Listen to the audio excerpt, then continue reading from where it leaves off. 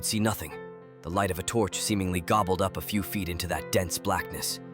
There were sounds, the rustle of movement over loose stone or rubble, an odd liquid shifting, a dry rustle that made him think of the insect husks he'd used to collect in the summer. As he shouted for aid, there was a sudden upwelling of a repulsive stench, like a reptile house gone sour and old, and his fellow soldiers found him retching helplessly beside the hole when they came around the turn. It was as they rushed to Private Dixon's aid that the hand emerged from the hole. They stopped and raised rifles as one body, roaring for the owner of that pale, trembling hand to identify himself. As they watched, another hand joined the first, followed by the pale, shivering head of Corporal Lawrence. He was streaked and smeared with a tarry black ooze, hacking and coughing thinly as he hauled his body up beside that of the gasping private.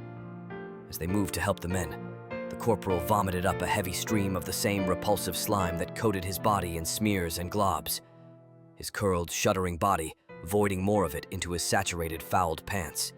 They were hesitant to touch him, finally doing so after the seemingly endless river of grime stopped pouring from him. He was insensible, eyes rolling and wide, body as limp as a boned fish. The men quit the trench with all speed. Half dragging the corporal, they ran with no thought to cover or death, only escape. They crossed in record time, falling into their home trench like so much cordwood, gasping and shivering. One man known to have bludgeoned a German to death with a brick curled on the floor in a sobbing heap. The commanders moved quickly, isolating the men and trying to calm the most lucid for a report. What spilled out would have been immediately dismissed as lies and hallucination were it not for the earnest, pleading stares of those reporting. Command calmed them with explanations of battle fatigue and strange gas weapon tests, and shared silent, focused stares as the cowed men were ushered out. Corporal Lawrence had little to report. Of his time in the hole, he could, or would, say little. He stated that he had slipped and fallen into what may have been some long-blocked underground pool, or perhaps a buried latrine.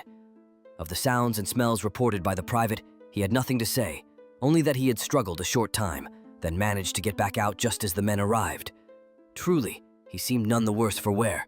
In fact, he seemed in better spirits than many had remembered ever seeing him, favoring the commanders with a wide, giddy smile as he was dismissed with a warning not to discuss